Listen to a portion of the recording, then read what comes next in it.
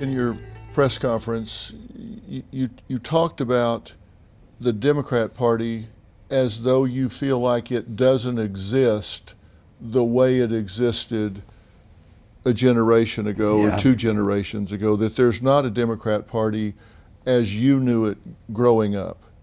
Is that an accurate read? Did I hear you right? Yeah, it still has this kind of tribal identification. But the things that it stood for, like, the Kennedy Democrats, my father, my uncle's Democratic Party was very different. That Democratic Party was anti-war. It was, pro-constitutional rights, pro-civil rights, starting with the Bill of Rights and the freedom of speech. It was on the side of working people and cops and firefighters.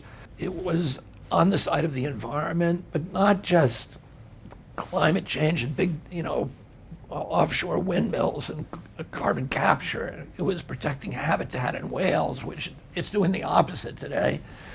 And then it was on the side of Main Street, small business, and it was the opponent of the corporate capture and this merger of state and corporate power, big money, big data, big tech, big banking, Wall Street. But today, that is the constituency of the Democratic Party. It's the big powerhouses. The cops and firefighters are long gone, and any kind of loyalty to labor is pro forma. How was it hijacked? Who hijacked it? I think, the big change that happened came with the Citizens United case. So we had a law in this country that was passed in 1908 that made it illegal for corporations to give to federal political candidates. And prior to that, we had really lost our democracy. And there was a series of laws that happened, that Teddy Roosevelt and the muckraking journalists and the populists and the progressives at the beginning of the century really restored democracy from the Gilded Age when, the Rockefellers and the Morgans, the Carnegies, the Fricks took control of our government. So they made direct election of senators. They gave women the vote. They made the 40-hour work week. They banned child labor. They implemented the first income tax so that wealthy people had to pay their share, and corporate income tax as well.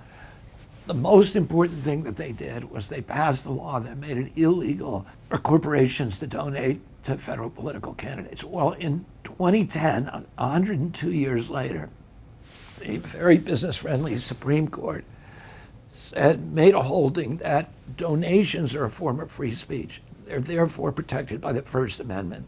And this unleashed a tsunami of corporate wealth into the American political process, and it put all of these terrible trends on steroids. The total cost of a presidential campaign was about $1 billion. This year, this presidential campaign will cost $15 billion. And to run for Senate in New York, it costs $300 million. So that the guy who's running today is spending his entire time calling up millionaires and billionaires, because that's the only thing he has time to do. So if you can't write that check, he's not going to be talking to you, and he just doesn't have time to do it because he needs to be dialing for dollars all the time. And you started to see after that all of these mechanisms put in place that have shifted wealth upward from the American middle class to this new oligarchy of billionaires. And during COVID, was kind of the coup de grace of that trend. So COVID, we shut down all the Main Street businesses, 3.3 million businesses, insane. And they didn't come back. No, and 41% of black-owned businesses will never reopen. And some of those are 3 generations of equity in them. Yeah. And who did we leave open? Amazon and and Walmart and Facebook, and they all made billions and billions because they got to close their competitors. And there was $4.3 trillion shifted upward from the American middle class to this, new aristocracy that we have. And we created in 500 days a billionaire a day globally. So you're seeing this concentration of wealth that, between the Citizens United case in 2010 and COVID in 2020, 10 years, I think our government, the political parties, everything in our country was transformed. And you're seeing more and more infiltration and evidence of the intelligence agencies manipulating the public, controlling the media, these really disturbing, terrible trends that are going to now again accelerate with the introduction of AI.